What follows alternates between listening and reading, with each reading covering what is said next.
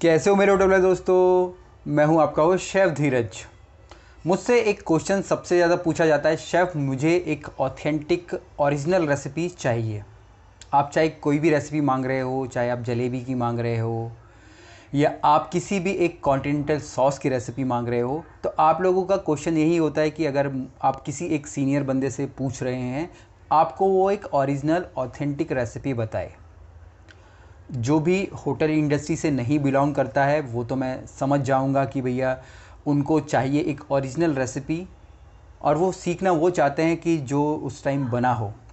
पर हम लोग जो कि इस इंडस्ट्री में काम करते हैं इतने सालों से, स्पेशली वो शेफ़ जो कि कॉमी वन से ऊपर हैं, सुपरवाइजरी मैनेजमेंट लेवल पे हैं, वो भी ऐसे क्वेश्चंस जब लोग आप मुझसे करते हैं या किसी से भी करते हैं कि एक मुझे ऑथेंटिक या ओरिजिनल रेसिपी दे दो, तो मुझे बड़ी ही हैरानी होती है, क्योंकि इस दुनिया में कोई भी ओरिजिनल रेसिपी एग्जिस्ट ही नहीं करती है। जी हाँ, ये बिल्कुल सच्चाई है।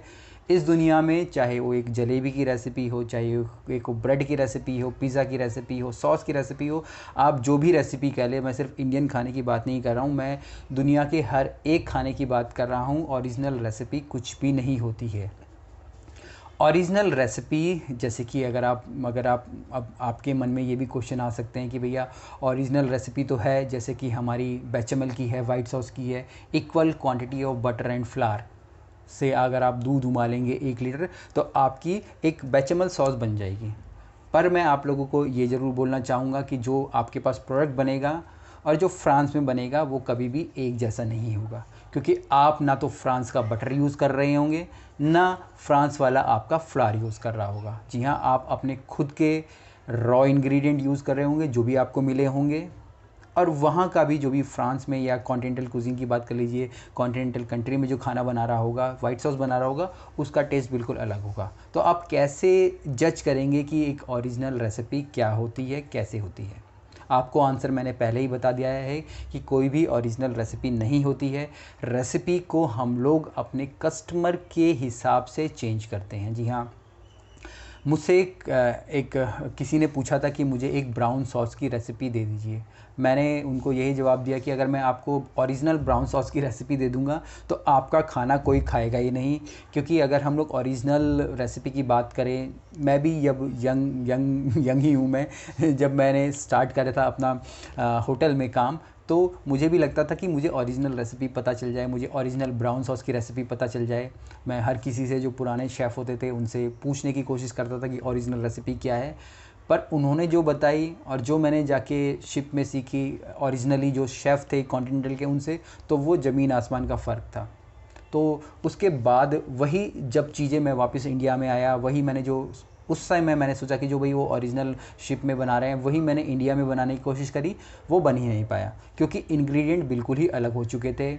हम लोग ब्राउन सॉस बनाने की कोशिश करते हैं इंडिया में हमारे चिकन से, वो लोग वहाँ ब्राउन सॉस बना रहे थे बीफ से, तो टेस्ट एक जैसा कैसे होगा? तो कहने का कुल मिला के यही मतलब है कि आप लोगों को समझना होगा कि ओरिजिनल रेसिपी कुछ नहीं होती है। ओरिजिनल रेसिपी आप अपने हिसाब से बनाते हैं। अगर आप किसी एक 5 स्टार में काम कर रहे हैं, आपको पिज़्ज़ा की रेसिपी बनानी है, तो आपकी रेसिपी में हो सकता है कुछ हाई क्वालिटी इंग्रेडिएंट्स यूज़ हो रहे हों, आप अच्छा ऑलिव ऑयल यूज़ कर रहे हों, अच्छा फ्लावर यूज़ कर रहे हों। वहीं अगर आप किसी रेस्टोरेंट के लिए रेसिपी बना रहे होंगे तो आप उसमें थोड़े जो इंग्रेडिएंट है वो थोड़े डिग्रेड कर देंगे, थोड़ी लो क्वालिटी के ले लेंगे, ऑलिव ऑयल की जगह आप लोग नॉर्मल रिफाइंड ऑयल यूज़ करेंगे। तो इस प्रकार से आप अपनी रेसिपी को कस्टमर के हिसाब से, दूसरा आप कह लीजिए आपके इक्विपमेंट्स के हिसाब से चेंज कर देते हैं।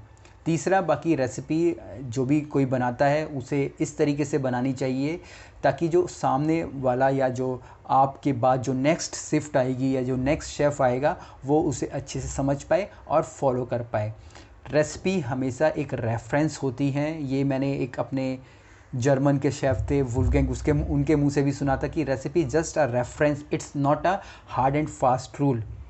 रेसिपी सिर्फ एक गाइडलाइन होती है, रेसिपी को एक हार्ड एंड फास्ट रूल नहीं है किसी भी चीज़ को बनाने का। तो अगर आप एक बुक पढ़ के भी रेसिपी बना रहे हैं तो आपको दिमाग में ज़रूर रखना है कि अगर उसमें 2 चम्मच बोला है तो आपको 2 चम्मच डालने हैं, पर कौन से चम्मच डालने हैं आपको ये ज़रूर ध्यान रखना है। तो ये सारी चीज़ें थी आपकी ओरिजिनल रेसिपी के बारे में कि ओरिजिनल रेसिपी या ऑथेंटिक रेसिपी क्या होती है। तो आज से आप मुझसे तो पूछेंगे ही नहीं, बाकी आप किसी से भी मत पूछना कि ओरिजिनल रेसिपी और ऑथेंटिक रेसिपी मुझे दो। आपके पास जो रेसिपी है आप उसे बनाने की कोशिश करो, और आप जिसको वो खिला रहे हो अगर उसे पसंद आती है तो वो आपके लिए ओरिजिनल रेसिपी होगी। शेयर कर देना इस वीडियो को, लोगों के पास ये इन्फॉर्मेशन ज़रूर पहुंचनी चाहिए, उनको पता होना चाहिए कि ओरिजिनल रेसिपी क्या होती है। फिर मिलेंगे एक नए वीडियो में, तब तक के लिए जय हिंद।